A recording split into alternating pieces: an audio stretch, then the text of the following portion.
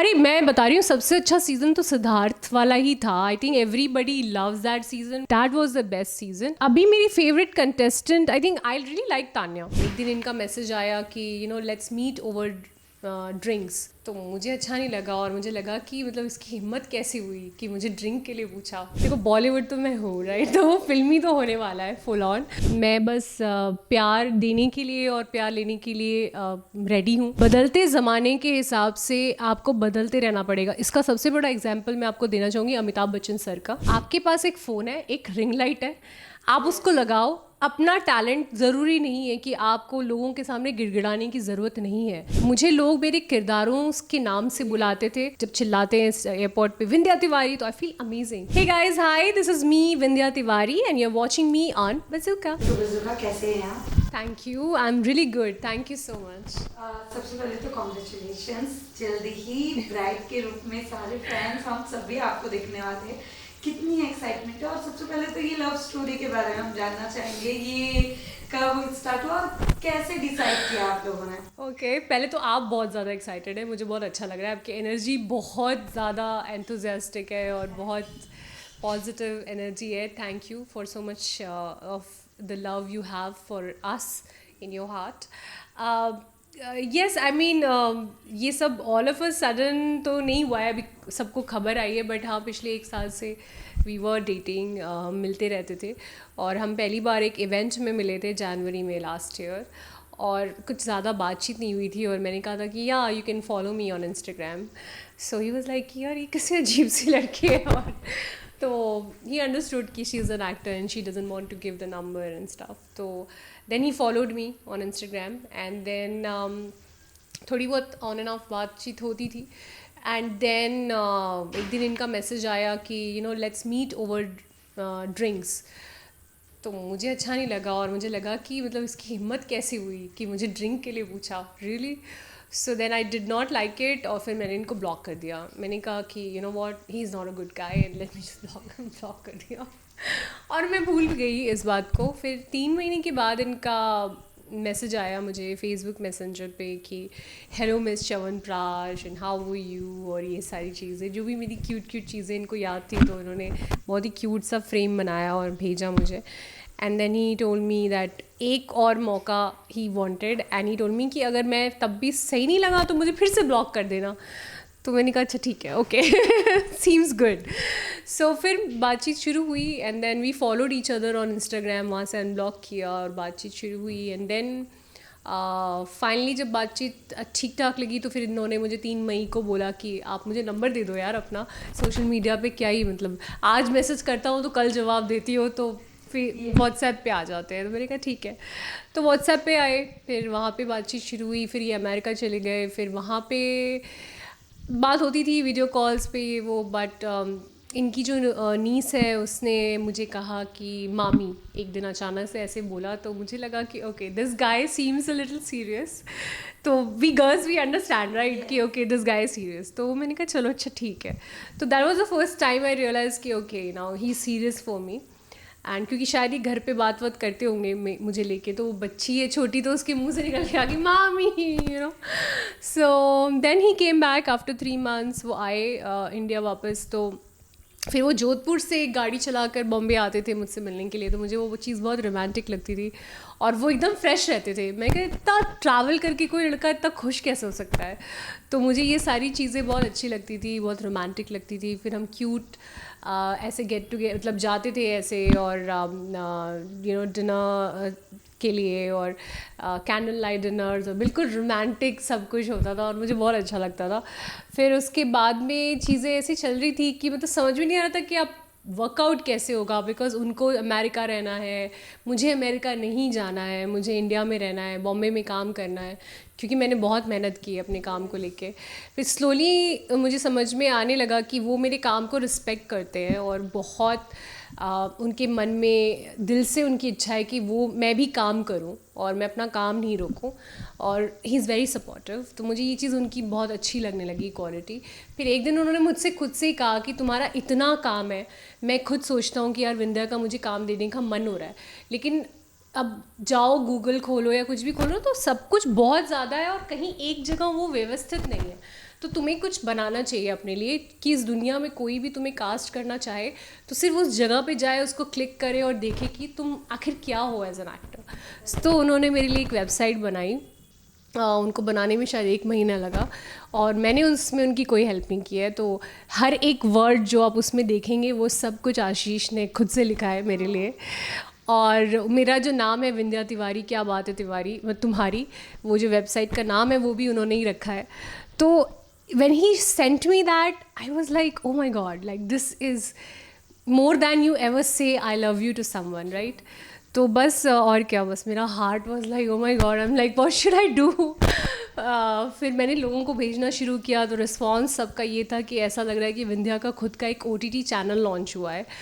तो Ashish has so much respect for my work. मुझे वही चीज़ बहुत अच्छी लगी कि उसे ये लगता है कि मैंने बहुत मेहनत की है लिटरली, तो वो चीज़ मुझसे कोई छीनना नहीं चाहिए किसी को।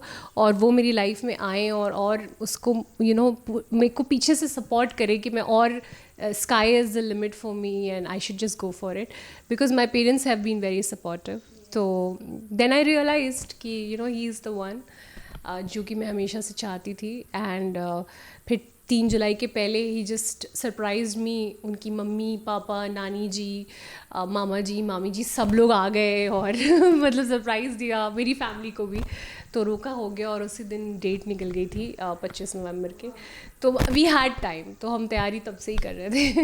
यस बट जैसे आपने अपनी इतनी प्यारी स्टोरी बताई, बट उसी के साथ साथ मैं ये जानना चाहूंगी, कहते हैं ना एक लड़की को जब प्यार होता है वो अलग ही होता है। बट मैं आपसे जानना चाहूंगी जब आपको हुआ, कब आपको रियलाइज हुआ कि जितनी फीलिंग्स उनकी तरफ से आपके लिए और आपको भी कहीं ना कहीं उनके लिए हो रही है? तो स्लोली हुआ क्योंकि मैं भी काफ़ी डरी हुई थी जेन्युइनली स्पीकिंग, क्योंकि आजकल आप देख ही रहे हो सब कुछ मिल जाता है पर एक्चुअली सच्चा प्यार मिलना तो बहुत मुश्किल है। इट्स जस्ट, जबकि ये तो बेसिक चीज़ें हैं जो आप प्यार में किसी से चाहते हो कि कोई इंसान सिर्फ आपके लिए ही, पूरी दुनिया तो है ही लेकिन आपके बारे में सिर्फ और सिर्फ कौन है जो सोचता है आपसे भी ज़्यादा। तो वो अपनापन मिलना, वो धीरे धीरे ही विश्वास हुआ। और मेरे भी काफ़ी गार्ड्स थे, मैं काफ़ी गार्डेड रहती थी और विश्वास नहीं करती, तो मुझे लगता था नहीं ये भी तो ऐसा तो नहीं वैसा तो नहीं। बट जब वो राइट पर्सन होता है ना तो वो आपको ऐसा ईजी फील कराता है। आपको कुछ ऐसा वैसा नहीं फील हो रहा होता, एजिटेटेड नहीं होते हो, आप रिलैक्स होते हो। तो उसने मुझे हमेशा रिलैक्स किया। उन्होंने ये बोला कि तुम क्यों इतना क्या सोचती, कुछ नहीं है, मैं हूँ, कोई नहीं रोक रहा तुम्हें डरने की कोई ज़रूरत। वो मुझे यही बात मुझे बोलता है कि तुम डरती क्यों है कि शादी के बाद ऐसा हो जाए। मैंने कहा कि ऐसा हो गया तो कहते नहीं होगा, मतलब I am always there and when the right person comes and then he just makes you feel at home. तो फिर आपके अंदर भी धीरे धीरे ना वो जब डर चला जाता है ना, तब the first thing which you think about is कि अच्छा डर तो चला ही गया है, तो फिर तब तो प्यार ही आता है, क्योंकि आपको फिर उस इंसान पे भरोसा होने लगता है और आपको धीरे धीरे ये फील होता है कि नहीं, ही इज़ माई सोलमेट, जिसका मैं इतने सालों से इंतज़ार कर रही थी। और लिटरली मैं एक ऐसी लड़की हूँ कि मैं अपने घर के बाहर निकलती ही नहीं हूँ, मैं घर में ही रहती हूँ, या तो काम करूँगी या मैं घर में रहूँगी, पार्टी तो बिल्कुल भी नहीं करती। तो मेरी मम्मी भी हंसती थी, कहती थी तेरा कैसे मिलेगा सोलमेट। मैंने कहा वो जब आएगा तो वो लिटरली ये बेडरूम है और बेडरूम का दरवाज़ा तोड़ेगा और हेलीकॉप्टर से आ जाएगा, बोलेगा यही है मेरी सोलमेट और आ जाएगा। तो मैं हमेशा ये ऐसी ही बातें करती थी और लिटरली ऐसा ही हुआ कि जब आशीष आया तो हमेशा उसने मुझे यही फील कराया कि व्हाट, मैं आ गया हूँ, जस्ट रिलैक्स, सब अच्छा होगा, राइट। तो मैंने कहा यस। तो वो धीरे धीरे वो सेफ़ जब फील करना शुरू किया मैंने, तो मुझे वो फीलिंग्स अपने आप ही आ गई। वेल इसी के साथ साथ अगर हमें ये वेडिंग देखने मिलेगी तो ये कौन से बॉलीवुड स्टाइल में देखने मिलेगी या कौन से स्टाइल में? देखो बॉलीवुड तो मैं हूँ, राइट, तो वो फिल्मी तो होने वाला है full on, but there will be a lot of tradition also, culture भी फॉलो कर रहे हैं क्योंकि उनका पूरा राजस्थान का कल्चर है, मारवाड़ी कल्चर है, और मेरा बनारस का जो ब्राह्मण हम लोगों का कल्चर है, तो नॉर्थ है और राजस्थान है, तो वो सब आपको दिखने को मिलेगा ट्रेडिशन में, थोड़ा अलग ही लगेगा सब कुछ, तो वो सब है। एट द सेम टाइम मैंने हर चीज़ थोड़ी मिनिमल ही रखी है, बहुत हैवी कुछ भी नहीं रखा है, तो थोड़ा इजी रहेगा मेरे लिए भी, और फिर ज़्यादा टेंशन लेनी नहीं हो, तो मैं लेती हुई नहीं हूँ कभी, तो सब कुछ ऐसे ही आराम से ही हो रहा है और क्या। वेल साथ बर्थडे भी आ रहा है, हैप्पी बर्थडे।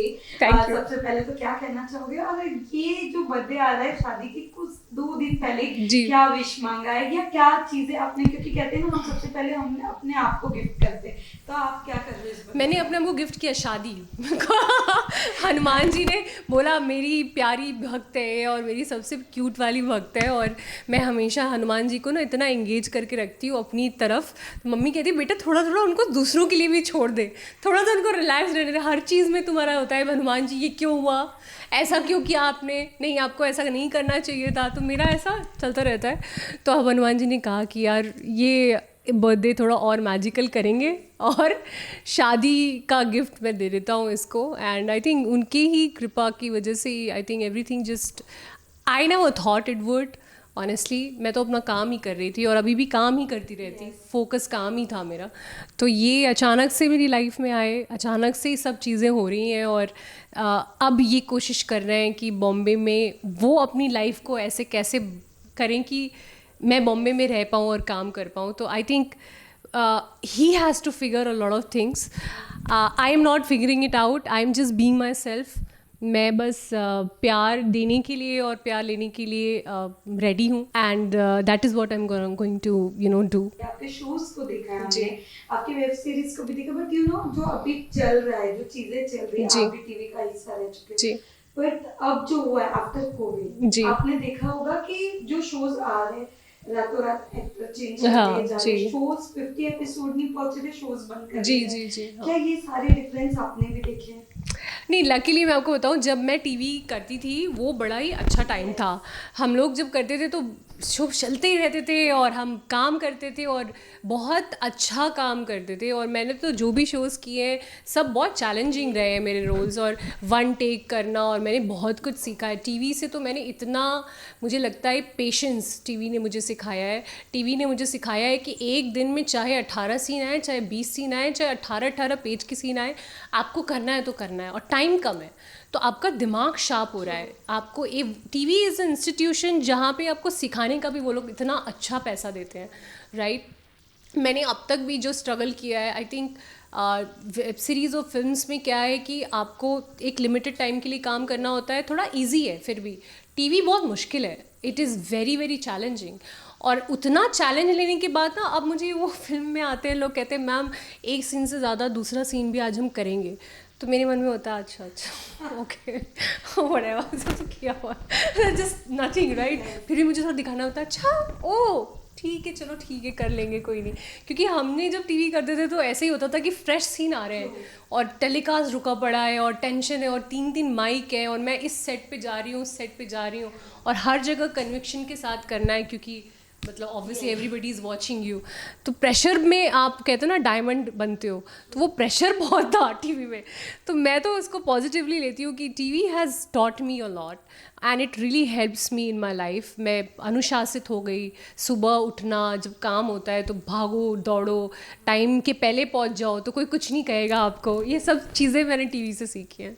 बट जैसे कि हमने आजकल का जो दौर देखा, जैसे आप भी टीवी का हिस्सा, आपने क्या सीखा कि शोज चलते थे, पहले फैमिलीज भी एक साथ बैठ के शोज देखती थी, बट ये जो जब से कोविड आया लोगों ने अपने हाथ में फोन स्टार्ट किया, लोगों की चॉइसेस अलग हो गई, लोगों ने टीवी देखना छोड़ दिया, उनका पूरा फोकस फोन पे हो गया। इवन आजकल मूवीज भी नहीं चल पा रहे, अगर मूवीज की भी हम बात करें तो उससे बड़े सेलेब्स की भी मूवी क्यों ना हो, कहीं ना कहीं लोगों ने फोन को अपनी दुनिया बना ली।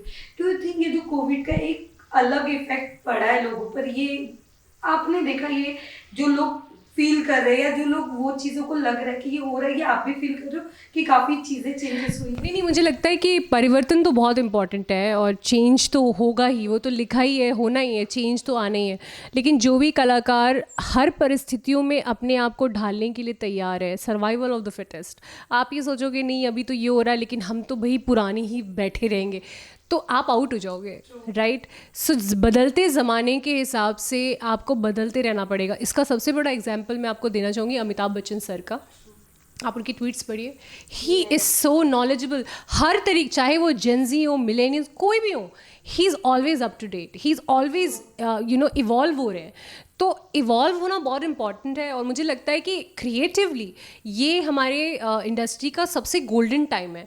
आज की डेट में अगर आप टैलेंटेड हो, आपके पास एक फ़ोन है, एक रिंग लाइट है, आप उसको लगाओ। अपना टैलेंट ज़रूरी नहीं है कि आपको लोगों के सामने गिड़गिड़ाने की ज़रूरत नहीं है।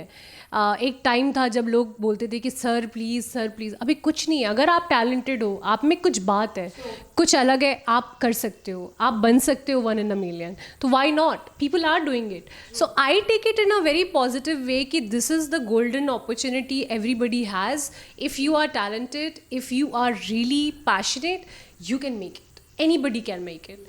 तो I take it in a very positive way, honestly. Yes, but साथ ही साथ रियलिटी शो भी चल रहा है, अगर आपको मौका मिले तो कौन सा आपका फेवरेट और कौन सा आप करना पसंद? देखिए, लास्ट ईयर मुझे बिग बॉस का ऑफर आया था, ठीक है, और मैं मिली थी वहाँ पे लोगों से। तो उन लोगों ने मुझे यही कहा कि विंध्या, अभी तो अब तुम्हारा करियर बहुत अच्छा चल रहा है, ठीक है, तुम ऑलरेडी इतना अच्छा काम कर रही हो, इतना अच्छा फ्रेम ऑफ माइंड है, और मैं तुम्हारा जब वर्क प्रोफाइल देखता हूँ तो टचवुड कोई गैप नहीं है, तुम हर साल काम कर रही हो, रिलीज़ हो रही हैं, चीज़ें आ रही हैं, so you are in a very good this thing, so why you have to do Big Boss?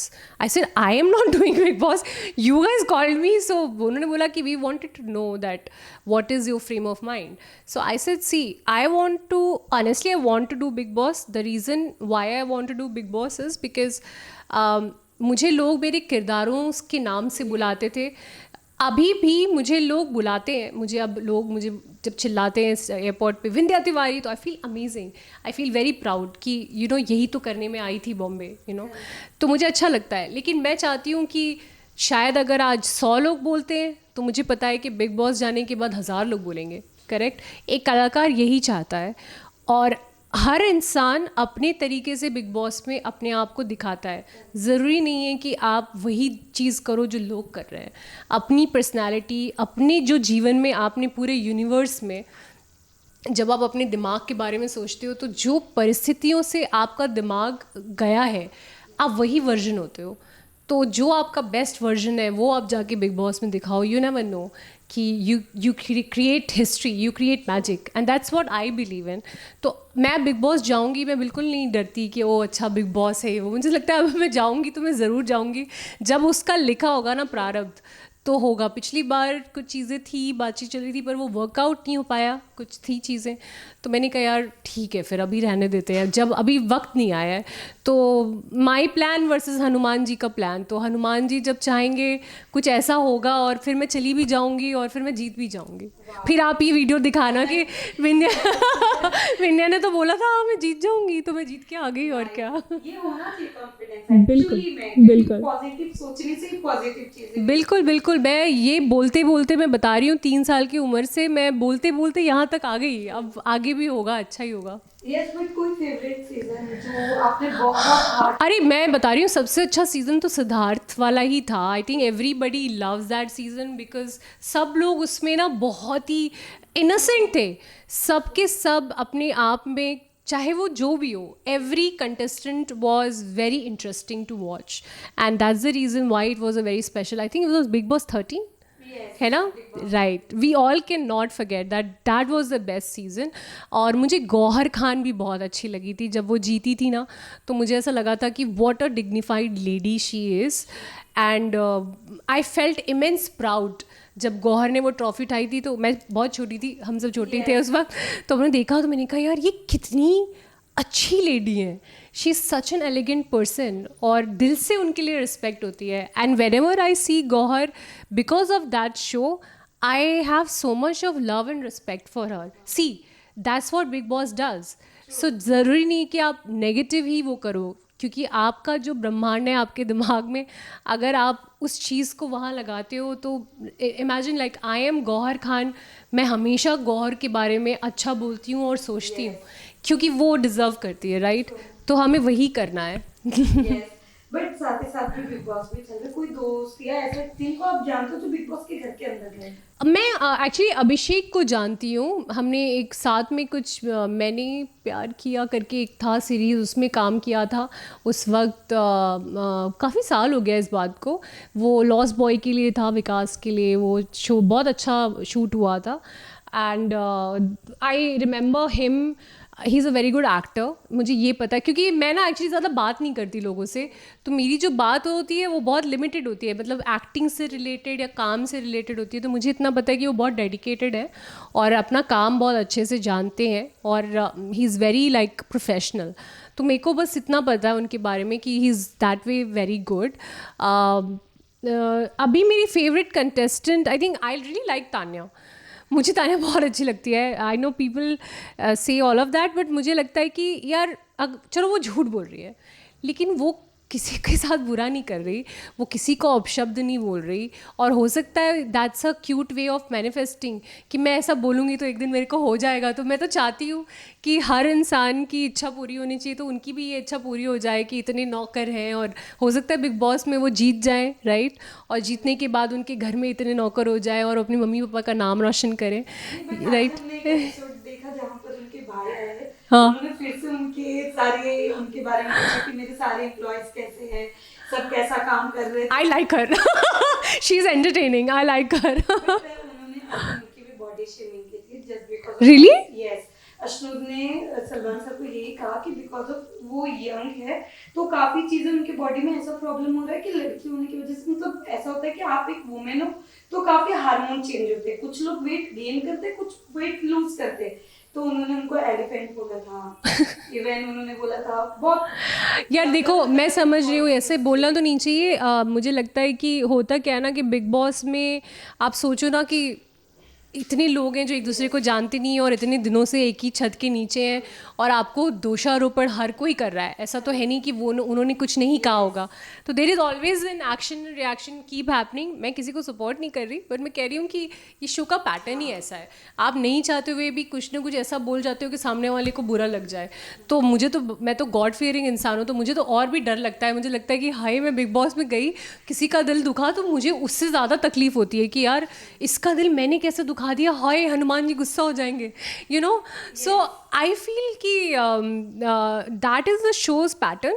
But overall if you ask me तो मुझे तान्या बड़ी इंटरेस्टिंग लगती है। एक तो वो अच्छे से रहती हैं, मतलब कपड़े भी अच्छे पहनती हैं, एलिगेंट तरीके से बात करती हैं। और मैंने कभी ऐसा रील उनका देखा नहीं है। मैं एक्चुअली बिग बॉस बहुत ज़्यादा देखती नहीं हूँ, बट रील्स में ही देखती हूँ। तो मैं देखती हूँ कभी भी बदतमीज़ी से बात नहीं करती हैं। She has a own this thing. एक उन्होंने बहुत प्यार से बोला कि वो फ्लो में उनके मुंह से निकल, हाँ, तो यहाँ पे सब वेट लूज कर रहे बट वो वेट गेन कर रहे, तो पता नहीं था कि उनके साथ इतना प्रॉब्लम। बट उन्होंने अपोलोजाइज किया, सबसे किया कि मेरे से ही गलती हुई। या सो आई एम श्योर कि क्योंकि I have never seen her being like गलत गंदी बातें नहीं करते वो ना, तो मुझे ऐसे लोग ठीक लगते हैं। मुझे लगता है कोई नहीं, अपने जोन में है, अपनी दुनिया में, कि भाई मेरे ऐसे वैसे ठीक है, that's fine, that's okay. Yes, but जाते-जाते जो आपके अपकमिंग प्रोजेक्ट्स या क्या कहना चाहेंगे आप? तो इस साल मेरी फिल्म द नेटवर्कर रिलीज़ हुई थी थिएटर्स में, और भी बहुत सारे प्रोजेक्ट्स आपने देखा है। एग्जिट वेव्स OTT पे आ गया है, आप लोग उसको देख सकते हैं। वो मेरा मुख्य किरदार में हूँ उसमें। और अभी एक फ़िल्म है जिसका नाम है द अननोन माइंड, जो कि अभी फिल्म बस शुरू होने वाली है। मेरी हनीमून के बाद मैं वापस आऊँगी और शूट रिज्यूम हो जाएगी फ़िल्म की, तो वो कर रही हूँ नेक्स्ट। और मेरी परफॉर्मेंस है, राज कपूर साहब को हम लोग याद कर रहे हैं, तो रीवा में मेरी एक डांस परफॉर्मेंस है 14 दिसंबर को।